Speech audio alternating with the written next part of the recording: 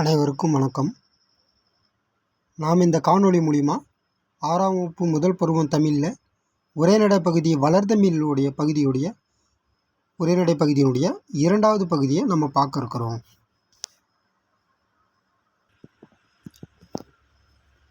முதல் பகுதியை தொடர்ந்து 2வது பகுதியில் தெரிந்து தெளிவோங்கிற தலைப்பை நம்ம பார்க்க இருக்கிறோம். இப்போ தொன்று தொற்று பலகால வருஷமாக தமிழ் மொழி தோன்றி பல ஆயிரம் ஆண்டுகள் ஆகிறது அப்படிங்கிறத நம்ம பார்த்துருக்கோம். பல ஆயிரம் ஆண்டுகள், இப்போ 2000க்கு முற்பட்ட ஆண்டுகள் இப்படிலாம் சொல்கிறோம். அதுபோல் சொற்கள், எந்தெந்த சொற்கள் எந்தெந்த இலக்கியத்தில் நூல்களில் ஆளப்பட்டு இருக்குது அப்படிங்கிற மாதிரி நம்ம பார்க்குறோம். அப்படி பார்க்கும்போது தமிழ் அப்படிங்கிற ஒரு சொல், நம்மளுடைய தாய்மொழியான தமிழ் மொழிக்கான ஒரு சொல் தமிழ், நம்மளுடைய பேசுகிற மொழி.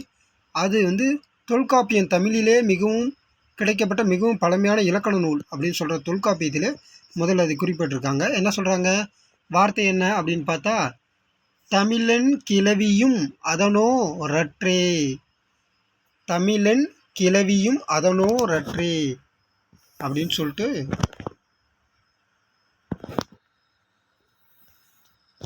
சொல்கிறோம். அப்போ தொல்காப்பியத்தில் நமக்கு இது போன்ற ஒரு வார்த்தை குறிக்கப்பட்டிருக்கு. அடுத்தது தமிழ்நாடுங்கிற ஒரு வார்த்தை. தமிழ்நாடுன்னு ஒரு வார்த்தை சிலப்பதிகாரத்தில் வஞ்சிக்காண்டம். சிலப்பதிகாரங்கிறது ஒரு ஐம்பெருங்காப்பிய நூல். சிலப்பதிகாரம் ஒரு ஐம்பெருங்காப்பிய நூல். ஐம்பெருங்காப்பிய நூலில் நம்ம என்ன பார்க்குறோம், ஒரு ஐம்பெருங்காப்பிய நூல். அதில் தமிழ்நாடுங்கிற வார்த்தை பயன்படுத்தப்பட்டிருக்கு. அது மொத்தம் 3 காண்டங்கள், 3 பெரும் பிரிவுகளை கொண்டது. புகார் காண்டம், மதுரை காண்டம், வஞ்சிக்காண்டம். அதில் வஞ்சிக்காண்டம் சொல்லக்கூடிய பகுதியில் தான் இந்த குறிப்பு குறிப்பிட்டிருக்கு. என்ன குறிப்பு கூறப்பட்டிருக்கு, இமிழ்கடல் வேலியை தமிழ்நாடு ஆக்கிய இது நீ கருதினை ஆயின். வஞ்சி காண்டம் இதில் 165வது செயலாக இருக்குது. இமிழ்கடல் வேலியை தமிழ்நாடு ஆக்கிய இது நீ கருதினை ஆயின் சொல்லி சொல்கிறாங்க. அதே போல் தமிழன் இந்த வார்த்தை பாருங்கள், அப்பர் தேவார். தேவாரத்தை பாடியவர்கள் 3 பாடியது தான் தேவாரம். 3 பாடிய தேவாரத்தில் அப்பர் பாடிய தேவாரம் என்ன சொல்ற, தமிழன் கண்டாய், தமிழன் கண்டாய் அப்படிங்கிற ஒரு வார்த்தை தமிழுங்கிற வார்த்தையினுடைய திருத்தாண்டகம். தாண்டக பாடுவதில் வேந்தர், தாண்டக வேந்தர் அப்படின்னா யார் சொல்கிறோம், திருநாவுக்கரசரை சொல்கிறோம். அப்போ திருத்தாண்டகம் அந்த இதில் என்ன இருக்குது, நமக்கு தமிழன் கண்டாய்ங்கிற வார்த்தை பயன்படுத்தப்பட்டிருக்கு. அடுத்தது சீர்மை மிக்க மொழி. சீர்மை என்பது என்ன, ஒழுங்குமுறையை குறிக்கும் சொல். தமிழ் மொழியின் பல வகை சீர்மைகளில் அதன் சொற்சிறப்பு குறிப்பிடத்தக்கது. உண்மையிலே உண்மைதான். ஏன்னா ஒவ்வொரு வார்த்தைக்கும் ஒரு பொருள் இருக்குது, காரணம் இருக்குது. அப்போ காரண பெயர் அறிந்து தான் என்ன பண்ணுறோம், நம்ம இந்த வார்த்தைகளை பயன்படுத்துகிறோம். இப்போ சீர்மை என்பது ஒழுங்குமுறையை குறிக்கும் சொல். தமிழ் மொழியின் பல வகை சீர்மைகளில் அதன் சொற்சிறப்பு குறிப்பிடத்தக்கது. உயர்திணை அக்ரிணை என 2 வகை திணைகள் அறிவு. அதான் உதாரணத்துக்கு என்ன சொல்கிறாங்கன்னா, உயர்திணை அக்ரிணை என 2 வகை திணைகளை நம்ம தமிழ் மொழியில் பார்த்துருக்கோம். அப்போ 2 வகை திணைகள் இருக்குல்ல, இதில் உயர்திணை அப்படின்னா அதனுடைய எதிர்ச்சொல் என்ன சொல்லு. இப்போ பெரியன்னா எதிர்ச்சொல் என்ன, சிறிய. இப்போ அதே மாதிரி உயர்திணை அதனுடைய எதிர்ச்சொல் என்ன, தாழ்த்திணை அப்படின்னு அமைய வேண்டும். ஆனால் தாழ்த்திணை என்று கூறாமல் அக்ரிணை. இப்போ அக்ரிணைங்கிற ஒரு வார்த்தையை பிரித்து பாருங்கள் பார்க்கலாம். அக்ரிணைங்கிற வார்த்தையை பிரித்து பார்த்தா என்ன சொல்லுது, அல் கூட்டல் திணை, அல் கூட்டல் திணை அப்படின்னா அல்லாத திணை அப்படின்னா. அப்போ எதற்கு அல்லாத திணை, உயர்திணைன்னு சொன்னோம்ல, அது அல்லாத திணை. அப்போ உயர்திணை அல்லாத திணை என்னது, தாழ்திணை அப்படின்னு சொல்கிறோம் என்று பெயரிட்டனர் நம் முன்னோர்.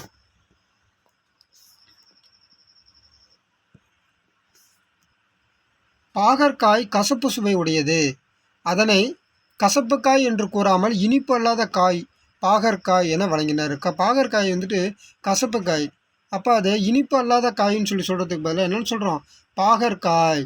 பாகற்காய் எப்படி சொல்கிறோம், பாகு பிரிக்கிறோம், பாகு கூட்டல் அல் கூட்டல் காயின்னு சொல்லி பிரிக்கிறோம். அப்போ பாகுன்னு என்ன, ஒரு இனிப்பு சுவை. அது அல்லாத ஒரு காய் எது, பாகற்காய். அப்போ கசப்பு சுவையுடைய காயை பாகற்காயை என்ன பண்ணுறோம், நம்ம இனிப்பு அல்லாத காயின்னு சொல்லி பிரிக்கிறோம். இவ்வாறு பெயரிடுவதிலும் சீர்மை மிக்கது தமிழ் மொழி. அடுத்தது வளமை மொழி. அது என்ன வளமை மொழி, தமிழ் வளமை மிக்க மொழி. தொல்காப்பியம், நன்னூல் உள்ளிட்ட இலக்கண நூல்கள் மிகுந்தது தமிழ் மொழி. 8 தொகை, 10 பாட்டு ஆகிய சங்க இலக்கியங்களை கொண்டது. திருக்குறள், நாலடியார் முதலிய அறநூல்கள் பலவும் நிறைந்தது. சிலப்பதிகாரம், மணிமேகலை முதலிய காப்பியங்களை கொண்டது. இவ்வாறு இலக்கண வளங்கள் நிறைந்தது தமிழ் மொழி. தமிழ்மொழி சொல்வளம் மிக்கது. ஒரு பொருளின் பல நிலைகளுக்கும் வெவ்வேறு பெயர் சூட்டுவது தமிழ் மொழியின் சிறப்பாகும். சான்றாக, பூவின் 7 நிலைகளுக்கும் தோன்றுவது முதல் உதிர்வது வரை தனித்தனி பெயர்கள் தமிழில் உண்டு. பாருங்க, இந்த ஓவியத்தை பாருங்க. அரும்பு, மொட்டு, முகை, மலர், அலர், வீ, செம்மல். இப்போ அரும்பு எப்படி இருக்குது பாருங்கள், மொட்டு எப்படி இருக்குது, முகை எப்படி இருக்குது, மலர் எப்படி இருக்குது, அலர் எப்படி இருக்குது, வீ எப்படி இருக்குது, செம்மல் எப்படி இருக்குங்கிறத நீங்கள் பாருங்கள். புரியுதுங்களா? இதுதான் அதனுடைய பெயர்கள். தமிழ்வழி ஓர் எழுத்தே ஒரு சொல்லாகி பொருள் தருவதும் உண்டு. ஓரெழுத்து ஒரு மொழின்னு சொல்லி தமிழில் நன்னூலுங்கிற ஒரு இலக்கண மொழி ஆசிரியர் என்ன பண்ணுறாரு, 42 ஓரெழுத்துக்களை சொல்லியிருக்காரு. அதுபோல் ஓர் எழுத்தே ஒரு சொல்லாகி பொருள் தருவதும் உண்டு. ஒரு சொல் பல பொருளை குறித்து வருவதும் உண்டு. சான்றாக, மா என்னும் ஒரு சொல் மரம், விலங்கு, பெரிய, திருமகள், அழகு, அறிவு, அளவு, அழைத்தல், துகள், மேன்மை, வயல், வண்டு போன்ற பல பொருள்களை தருகிறது. புரியுதுங்களா? அப்போ மாங்கிற ஒரு வார்த்தையினுடைய ஓரெழுத்து ஒரு மொழியினுடைய சொற்கள் எப்படி வருது, எத்தனை சொற்கள் பாரு. மரம், விலங்கு, பெரிய, திருமகள், அழகு, அறிவு, அளவு, அழைத்தல், துகள், மேன்மை, வயல், வண்டுன்னு சொல்லி மொத்தம் 10 சொற்கள் பக்கமாக இருக்குது. 10க்கும் மேற்பட்ட சொற்கள் இருக்குது. அடுத்தது வளர்மொழி. வளர்ந்துக்கிட்டு இருக்குது இந்த மொழி இன்னமும். என்ன சொல்கிறோம், தமிழுக்கு முத்தமிழ் என்னும் சிறப்பு பெயரும் உண்டு. உங்களுக்கு தெரியும், இயல்தமிழ், இசைத்தமிழ், நாடகத்தமிழ்னு சொல்லி சொல்கிறோம். அப்போ இயல்தமிழ் என்ன அப்படின்னா எண்ணத்தை வெளிப்படுத்த. இயல்தமிழ்னா படைப்புகளை எழுதுதல், இப்போ இலக்கியங்கள் எழுதுறது, கவிதைகள் எழுதுவது, இதனுடைய எண்ணத்தை வெளிப்படுத்துறது தான் இயல்தமிழ். நாடகம், கதையெல்லாம் எழுதுறோம்ல அது. இசைத்தமிழ் உள்ளத்தமிழ். இசைத்தமிழ்னா நம்ம சொல்லி மியூசிக் போடுறது மட்டும் இல்லை. இசைத்தமிழ் என்பது ஒரு பாடலை, செய்யுளை ஓசையோடு பாடுவது, அதுதான் இசைத்தமிழ். அடுத்தது நாடகத்தமிழ். நாடகத்தமிழ்னா இப்போ நாடகம், இப்போ டைலாக், நாடகருடைய முதற் பாகம், 2ஆம் பாகம்னு சொல்லி வசனங்களோடு எழுதுகிறோம் இல்லைங்களா? அப்போ நாடகத்தமிழ் எழுதுவதற்கு என்னது, நம்ம தமிழ் மொழி அவ்வளவு முக்கிய குறிப்பாக இருக்கும். அப்போ அந்தளவு வளர்ந்துக்கிட்டு இருக்குது அப்படிங்க. அடுத்து, தமிழில் காலந்தோறும் பல வகையான இலக்கிய வடிவங்கள் புதிதாக உருவாகி வருகின்றன. செய்யுள், கவிதை, புதுக்கவிதை, துளிப்பா போன்றன தமிழ் கவிதை வடிவம். இதெல்லாம் கவிதைகள். செய்யுள் ஒரு கவிதை, அப்புறம் கவிதைங்கிறதும் புதுக்கவிதை, துளிப்பாங்கிறது ஒரு கவிதை வடிவம். இதெல்லாம் இது தமிழ் கவிதை வடிவங்கள். கட்டுரை, புதினம், சிறுகதை போன்றன உரைநடை வடிவங்கள். இதெல்லாம் என்னது, உரைநடை வடிவங்கள். தற்போது அறிவியல் தமிழ், கணினி தமிழ் என்று மேலும் மேலும் வளர்ந்து கொண்டே வருகிறது. இப்படி மேலும் மேலும் வளர்ந்து கொண்டே வருகிறது.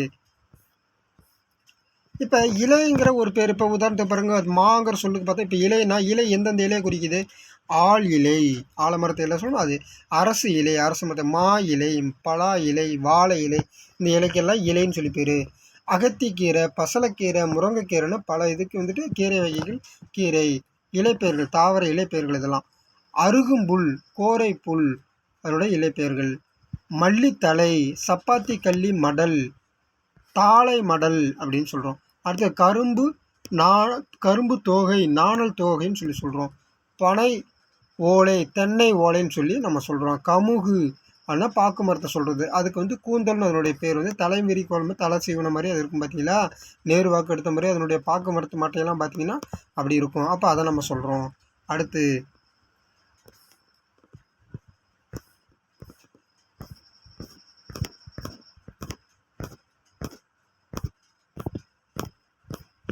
வளமை மிக்க மொழி. என்ன சொல்கிறோம், மிக்க மொழின்னு இதை நம்ம தமிழில் சொல்கிறோம். அடுத்து புதுமை மொழி. இன்றைய காலத்துக்கு ஏற்ப தன்னை புதுப்பித்துக் கொள்ளுது. அப்போ புதுமை மொழி. இன்றைய அறிவியல் தொழில்நுட்ப வளர்ச்சிக்கு ஏற்ப தமிழில் புதிய புதிய கலைச்சொற்கள் உருவாகி வருகின்றன. புதிய புதிய கலைச்சொற்கள் உருவாகி வருகின்றன. அந்த வகையில் பார்க்கும்போது என்ன சொல்கிறாங்க, முதல்ல இணையம் ஆங்கிலத்தில் என்ன சொல்லுவோம், இன்டர்நெட். முகநூல் ஆங்கிலத்தில் என்ன சொல்லுவோம், ஃபேஸ்புக். புலனம் அப்படின்னு ஆங்கிலத்தில் என்ன சொல்லுவோம், வாட்ஸ்அப். குரல் தேடல் ஆங்கிலத்தில் என்ன சொல்லுவோம், வாய்ஸ் சர்ச். தேடுபொறி ஆங்கிலத்தில் என்ன சொல்லுவோம், சர்ச் இன்ஜின். செயலி ஆங்கிலத்தில் என்ன சொல்லுவோம், ஆப். தொடுதிரை ஆங்கிலத்தில் என்ன சொல்லுவோம், டச் ஸ்க்ரீன் முதலிய சொற்களை இதற்கு எடுத்துக்காட்டாக கூறலாம். சமூக ஊடகங்களான இப்போ சமூக ஊடகங்கள் என்னென்ன இருக்குது, செய்தித்தாள், வானொலி, தொலைக்காட்சி ஆகியவற்றிலும் பயன்படத்தக்க மொழியாக விளங்குகிறது தமிழ். நிச்சயமாக அதுலேயும் தமிழ் மொழி அதிகமாக பயன்படுத்துகிறாங்க. அடுத்து அறிவியல் தொழில்நுட்ப மொழி. இன்றைக்கி நவீனத்துக்கு ஏற்ற போல் அறிவியல் ரீதியாகவும் பயன்படுத்துகிறாங்க. எப்படி பயன்படுத்த, உலகில் எழுத்து வடிவம் பெறாத மொழிகள் பல உள்ளன. நம்ம ஏற்கனவே பார்த்தோம் இல்லைங்களா.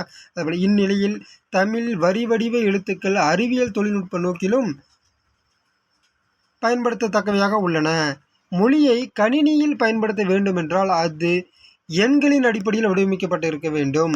தொல்காப்பியம், நன்னூல் போன்றவை நாம் படிப்பதற்காக எழுதப்பட்டவை ஆயினும் அவை கணினி மொழிக்கும் ஏற்ற நுட்பமான வடிவத்தையும் பெற்றுள்ளன. கணினி வடிவத்துக்கு ஏற்ப இப்போ தமிழ் எண்கள் 1ஆம் நம்பர் அப்படின்னா கா, 2னா உ, 3னா இந்த நியூ மாதிரி வருது பார்த்தீங்களா அது, 4னா சா போட்டு மேலே கோடு இழுக்கணும், 5னா ரூ போட்டுருங்க, 6னா சா போட்டு சூ போட்டு இன்னொரு கோடு இழுத்து விட்டுக்குங்க, 7னா ஏ போட்டுக்குங்க, 8னா ஆ போட்டுக்குங்க, 9னா கா போட்டு ஒரு சுழி சுழிச்சுட்ருங்க, 10னா கா போட்டு ஒரு சுழியும் போட்டுருங்க. அவ்வளோதான், இதுதான். அடுத்து மூத்த மொழியான தமிழ் கணினி, இணையம் போன்றவற்றை பயன்படுத்தக்க வகையில் புது மொழியாகவும் திகழ்கிறது. இத்தகு சிறப்புமிக்க மொழியை கற்பது நமக்கு பெருமை அல்லவா. தமிழ் மொழியின் வளமைக்கும் வளர்ச்சிக்கும் பங்காற்ற வேண்டியது நமது கடமை அல்லவா. நிச்சயமாக நம்ம கடமையாற்ற வேண்டிய தேவை இருக்குது. அடுத்து இந்த 2000 ஆண்டுகளாக வழக்கில் இருக்கும் சில தமிழ் சொற்களை அடுத்த காணொலியில் பார்ப்போம். நாம் தொடர்ந்து தமிழ் தொடர்பான அனைத்து போட்டித் தேர்வுகளுக்கு தேவையான தமிழ் பாடத்தை தொடர்பான அனைத்து தகவல்களுக்கும் நம்முடைய யூடியூப் சேனலை சப்ஸ்கிரைப் செய்து கொள்ளுங்கள், லைக் செய்யுங்க, ஷேர் பண்ணுங்கள். நிச்சயம் உங்களுக்கு பயனுள்ள தகவல்களை அனைத்தையும் நாங்கள் நிச்சயம் கொடுப்போம். கேபி அகாடமி @கர்ணப்புலி அகாடமிங்கிற யூடியூப் சேனலை நீங்கள் பதிவிறக்கம் செய்து கொள்ளுங்கள், சப்ஸ்கிரைப் செய்து கொள்ளுங்கள். நன்றி, வணக்கம்.